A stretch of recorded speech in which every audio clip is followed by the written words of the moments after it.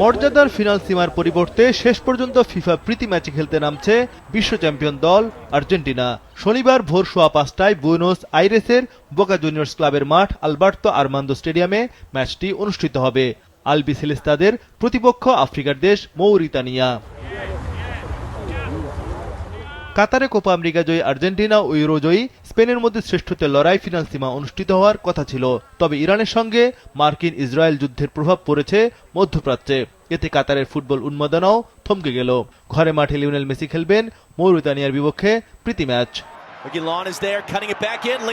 গেল সপ্তাহে নিজের ফুটবল ক্যারিয়ারের ৯০০ গোলের মাইলফলক স্পর্শ করেন মেসি। বয়স ৩৯ ছুঁই, তবে ফুটবলে নিজের সেরাটা এখনও উজাড় করে দিয়ে চলেছেন আর্জেন্টাইন অধিনায়ক। মৌরিতানিয়ার বিপক্ষে আকাশে নীল জার্সিতে মেসির পায়ের জাদু দেখার অপেক্ষায় বুঁদ হয়ে আছে গোটা বিশ্বের ফুটবল ভক্তরা। Presenting Walton Crystal Series. Switch to premium. Switch to Crystal. ২০২৫ সালে ৪ সেপ্টেম্বর বিশ্বকাপ বাছাইয়ে ভেনেজুয়েলার বিপক্ষে সবশেষ ঘরে মাঠে নেমেছিলেন মেসি।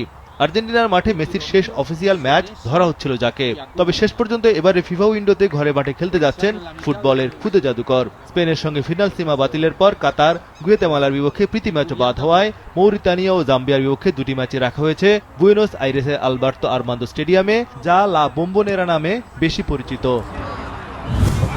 আর্জেন্টিনা তাদের ফুটবল ইতিহাসে প্রথমবারের মতো মৌরিতানিয়ার বিপক্ষে খেলবে, যাদের ফিফা র্যাঙ্কিং ১১৫। আজ পর্যন্ত ফিফা বিশ্বকাপ কিংবা অলিম্পিক গেমস কখনই খেলার সুযোগ হয়নি তাদের। মার্চের ফিফা উইন্ডোতে মৌরিতানিয়ার পর জাম্বিয়ার বিপক্ষে খেলবে আর্জেন্টিনা। চোটের কারণে দুই ম্যাচেই দলে বাইরে থাকছেন সেন্টার ব্যাক লিওনার্দো ভালের্দি ও রাইট ব্যাক গঞ্জালো মন্তিয়েল। ভালের্দির পরিবর্তে লুকাস মার্তিনেজ ও মন্তিয়েলের পরিবর্তে দলে ডাকা হয়েছে আগুস্তিন গিয়াইকে।